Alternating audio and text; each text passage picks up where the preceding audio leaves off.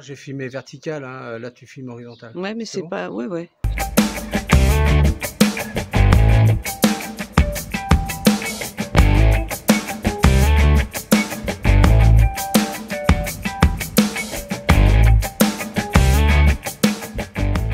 Bonjour les amis, bah écoutez, aujourd'hui un petit entretien sur le camping-car pour pouvoir repartir pendant des kilomètres.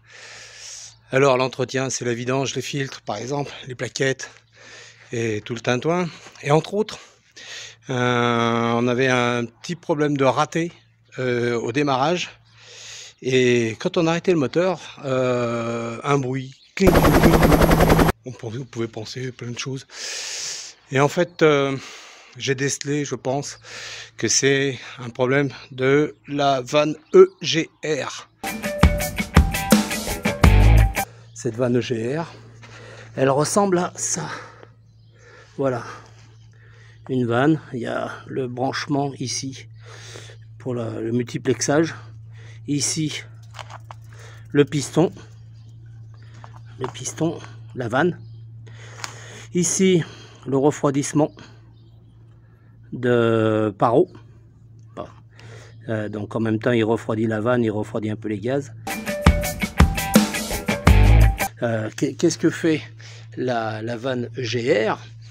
Elle réaspire des gaz d'échappement pour le réinjecter dans le moteur.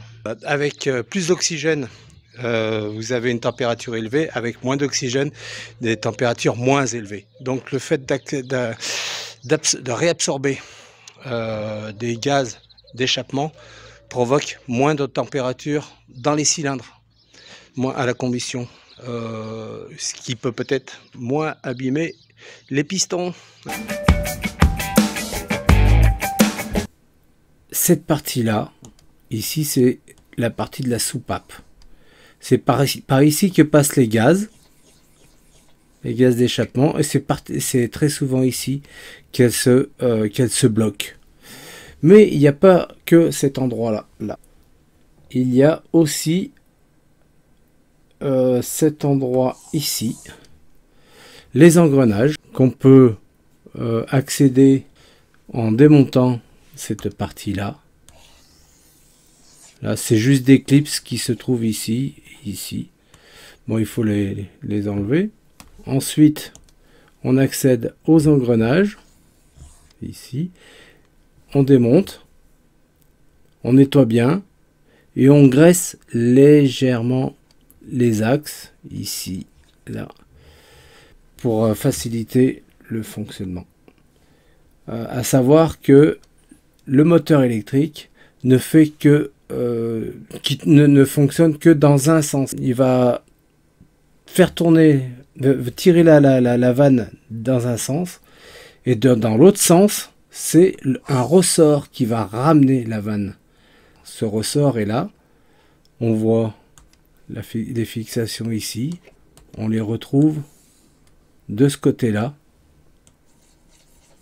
Voilà, là et là.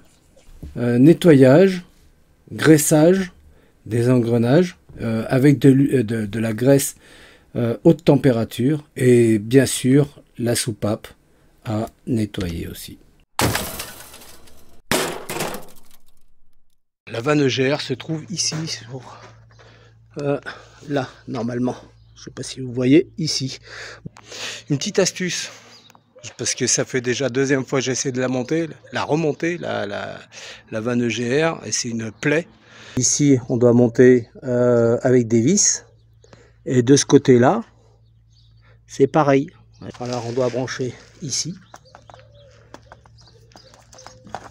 Voilà, on doit brancher ici, refixer ici, pardon, et ici. D'un côté, il y a des vis. Voilà. Ça se visse sur la vanne EGR, et de l'autre côté ça se visse sur la pipe. Le problème, c'est que vous allez positionner la vanne comme ça, vous devez mettre un joint ici, et en plus de ça mettre les vis ici. En plus de ça, la vis qui se trouve de ce côté là est très difficile à à accéder quand elle est sur le moteur. Ouais, vous voyez. J'ai réfléchi et je vais prendre 2 goujons. Je vais remplacer ces 2 vis. Alors c'est des goujons qui sont spéciaux, c'est des goujons de pot d'échappement, hein, donc ils sont prévus pour, ils sont traités pour être à la chaleur. Voilà. Et je vais monter ces goujons là, ici, là, à la place des vis. Donc une fois que j'ai monté les goujons, je mets le joint, je mets la vanne EGR, elle tient toute seule, tout est en place, j'ai plus qu'à mettre les écrous.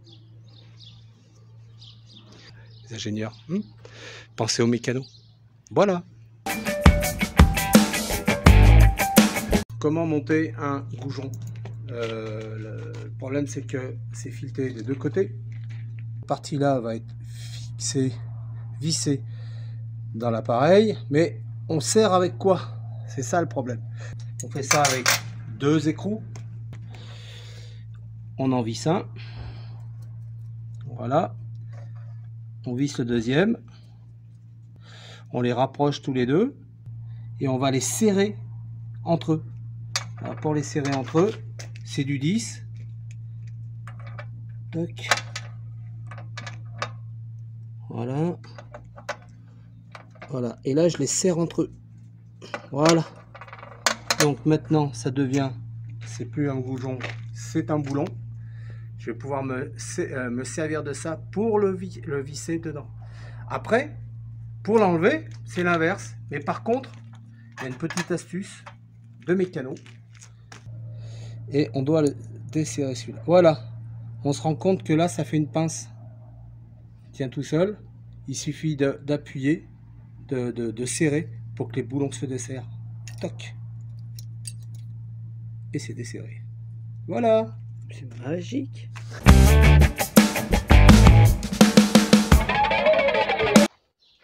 J'ai monté les goujons comme je vous ai montré tout à l'heure. Donc le joint à monter maintenant. Il n'y a pas de difficulté hein, pour les différencier. Les 2 joints ont des tailles différentes. Hein, c'est pas du tout les mêmes. Donc celui-ci, celui dont j'ai besoin, c'est le plus fin.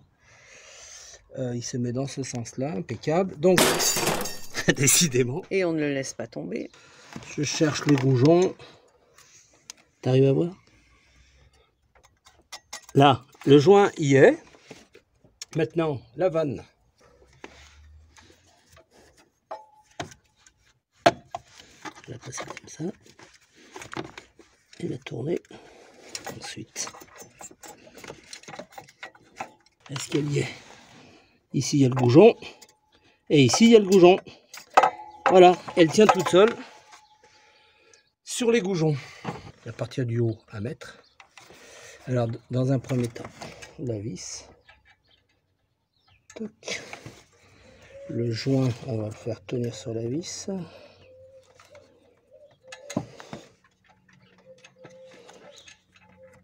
Alors, là, voilà, avec une Dixie qui passe sous le moteur.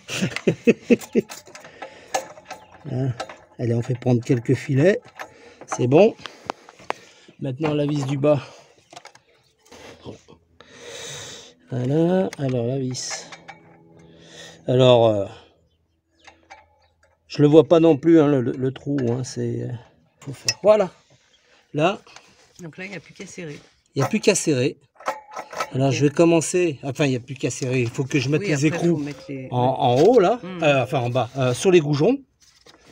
Et basta. C'est du 10. Alors, un vieux pot de graisse pour faire tenir mon écrou dans la douille. C'est pas de la graisse que j'utilise. Hein. C'est vraiment... enfin, je l'utilise pour ça, quoi. Elle est impropre, elle est pleine de gravier. Voilà. Tac. Là, c'est là. Voilà, là, il prépare la petite canne pour aller à la pêche au goujon. C'est ça, et c'est ça la misère. C'est là-bas qu'il faut arriver à mettre qu'il fallait arriver à mettre une vis. Ils sont malades. C'est pas le groupe de hard, hein. Mettre l'écrou. Mettre l'écrou, pour ceux qui connaissent.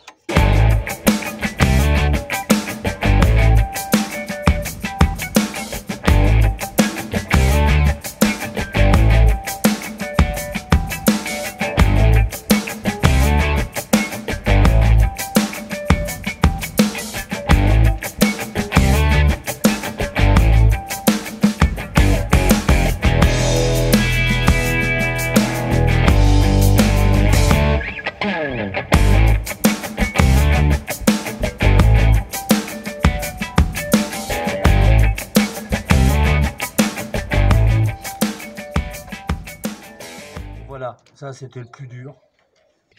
La vanne EGR est finie d'être montée. Du fait qu'il a fallu ouvrir le circuit de refroidissement, il faut que je le purge. Enfin, il faut rajouter le liquide de refroidissement correct. Donc voilà à quoi ça ressemble, une vanne EGR montée. Voilà, sur un Ford Transit. Hein. On va mettre en route.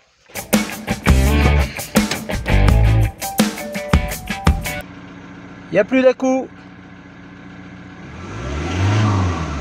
Le moteur a tourné.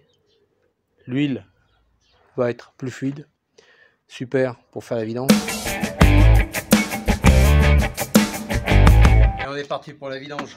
C'est un truc très compliqué. Pour le Ford Transit, il faut du 13, une douille de 13, enfin une clé à œil de 13 et une bassine.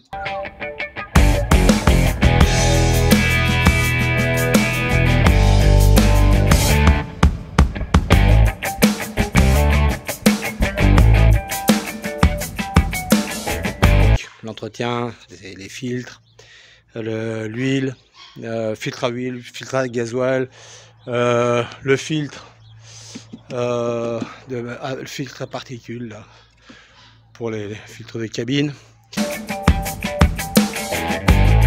Vous roulez dans des pays un peu froids et après des pays chauds, il vaut mieux prendre de la 10-40.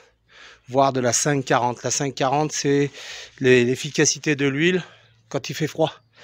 40, c'est l'efficacité de l'huile quand il fait chaud. Plus le degré est élevé, plus c'est pour les pays chauds. Le premier chiffre est inférieur. La 20-40 par exemple, 10-40 ou 5-40. Et bien ça, c'est pour les pays froids. Du préventif. Et c'est pas quand on est à 5000 bornes de la maison qu'il faut se dire les courroies vont péter ou pas, hein. Donc on change les courroies à partir d'un certain nombre de kilomètres. Quand elles commencent un petit peu à être abîmées, c'est mieux. Après on peut toujours garder les courroies pour du dépannage, mais bon, je conseille de faire du préventif. Voilà.